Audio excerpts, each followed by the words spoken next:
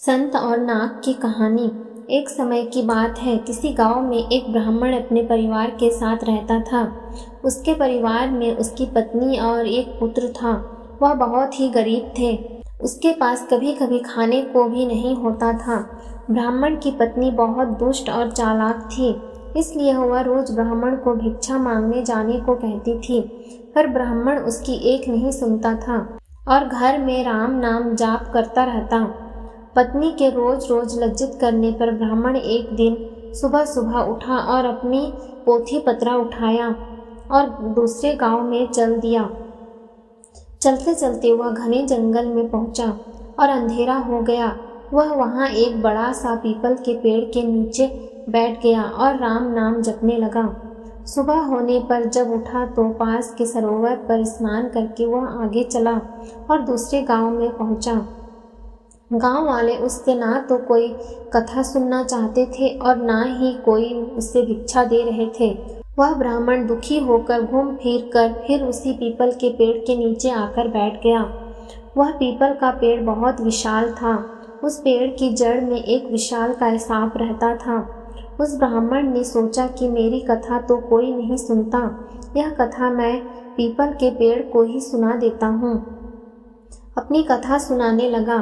कथा पूर्ण होने पर पेड़ के नीचे से एक काला नाग निकला और उस ब्राह्मण को एक स्वर्ण मुद्रा देते हुए बोला, तुम रोज यूं ही यहाँ आकर मुझे कथा सुनाया करो, मैं रोज तुम्हें स्वर्ण मुद्रा दूंगा। ब्राह्मण यह बात मान ली और ना यह बात तुम किसी को भी मत बताना, तुम्हारे सब दुख दूर हो जाएंगे। ब्राह्मण रोज ऐसा ही करता। सुबह उठकर नहा धोकर अपनी पोथी पत्रा लेकर वह पीपल के पेड़ के नीचे पहुंच जाता और वहां बैठकर कथा सुनाता। कथा पूर्ण होने पर नाग उसे सोने की स्वर्ण मुद्रा भेंट करता। देखते ही देखते ब्राह्मण धनिक हो गया। पूरे गांव में यह चर्चा होने लगी कि ब्राह्मण की दशा कैसे सुधर गई। यह जरूर कोई गलत काम करता होगा। ब्राह्मण को लोगों की बातों से कोई फर्क नहीं पड़ता था। वह नित्य अपना ही यह कार्य करता रहता था। एक दिन गांव की एक औरत ब्राह्मणी के पास आ गई और उससे पूछने लगी कि आपके पति इतने धनवान कैसे हो गए, वह रोज कहाँ जाते हैं और रोज उनकी कथा कौन सुनता है। औरतों की बात सुनकर ब्राह्मणी के मन में शंका आ गई। उसने एक दिन अपने पति से पूछा कि आपको ये धन कहाँ से मिलता है, मुझे भी बताइए। ब्राह्मण बोला, तुम्हें इससे क्या मतलब है। ऐसा कहकर ब्राह्मण ब्राह्मणी की बात टाल दी। कुछ दिनों तक उसे टालता रहा, पर एक दिन ब्राह्मणी ने ब्राह्मण को मजबूर कर दिया।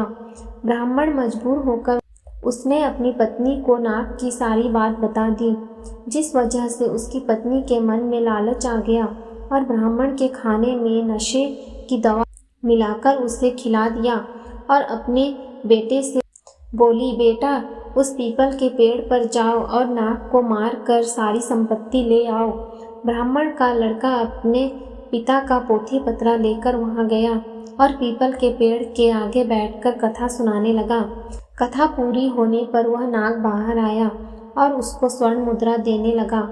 तभी ब्राह्मण के बेटे ने कुल्हाड़ी से नाग पर वार कर दिया, जिससे नाग की पूंछ कट गई और नाग भी पलट कर लड़के के पैर में डस दिया, जिससे लड़के की मौत हो गई। इधर जब ब्राह्मण उठा तो उसने देखा कि उसके पोथी पत्रा गायब है। वह समझ गया कि कुछ गड़बड़ है। इसे पीपल के पेड़ के पास गया तो देखता है कि उसका लड़का वहां मरा पड़ा हुआ है। ब्राह्मण को देखकर नाग बाहर आया और कहा, ब्राह्मण, मैंने तुम्हें कहा था कि स्वर्ण मुद्रा की बात तुम किसी से नहीं कहोगे और तुमने बता दी। अब तुम यहाँ से चले जाओ। तुम्हें तुम्हारे पुत्र का दुख है और मुझे मेरे पूंछ के कटने का दुख है। मैं तुम्हें श्राप देता हूँ कि तुम्हारी जो संपत्ति मेरे द्वारा बनी थी वह सब नष्ट हो जाएगी। ब्राह्मण नाग देवता के मुख से यह सुनकर सर पीटता रह गया और रोता बिलखता अपने पुत्र का शव लेकर वहां से चला गया।